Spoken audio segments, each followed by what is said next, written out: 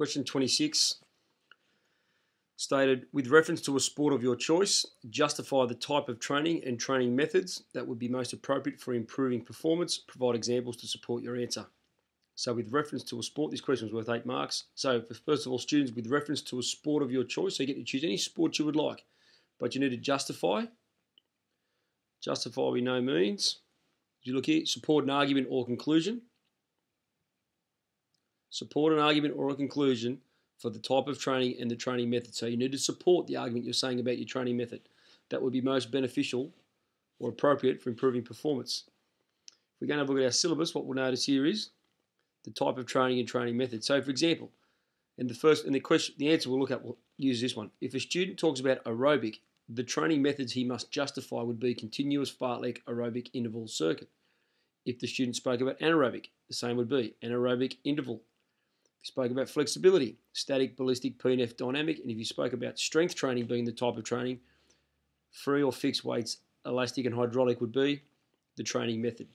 For this answer, the student has looked at aerobic training and the types being continuous fartlek, aerobic interval and circuit.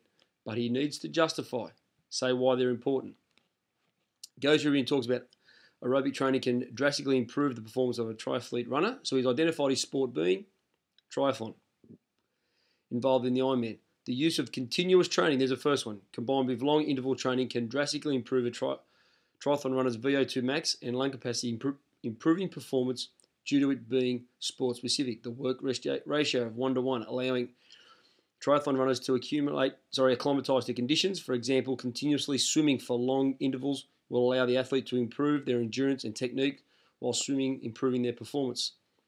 So what he keeps coming back to, as the question asks, how it will appropriate for improving performance? He's got improving performance. And these are some things we've been talking about in class lately.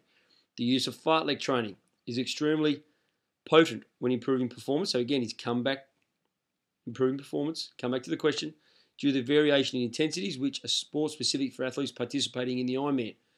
It goes back to his reference, his sport that he's chosen. This is also known as speed play. Fartlek training utilises different forms of intensity, such as uphill and downhill terrain, in order to train athletes. This type of training is largely beneficial to Ironman participants due to the varying intensities associated with the Ironman, such as uphill and downhill, cycling, swimming, and the running aspect. The use of aerobic training can greatly improve endurance, VO2 max, and lung capacity for triathlon runners, with a combination of continuous long interval and fartlek training improving performance. So he's got through a couple of areas there.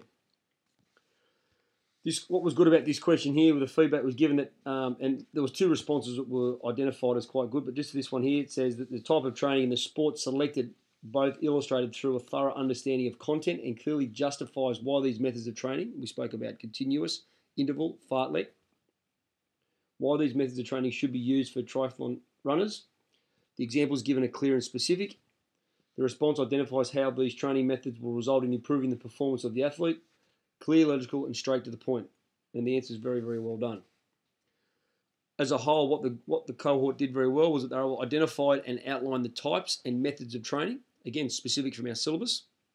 They provided clear examples of these training methods in the nominated sport context, which is important as the question asks you to do. The areas that the students struggled with was actually justifying. So students were able to, go through and name the type of training, so aerobic, and the training methods being, continuous fartlek interval, but didn't justify, didn't support it, or, support an argument saying why they would be beneficial. For example, when they justify things such as, why should that method be used? Why is fartlek training important? What benefit does it provide for the sport nominated? The other concern was that some students actually confused this question with the principles of training, which if we go back to our syllabus, we're looking at these types of training, but students have gone through and spoke about principles of training here.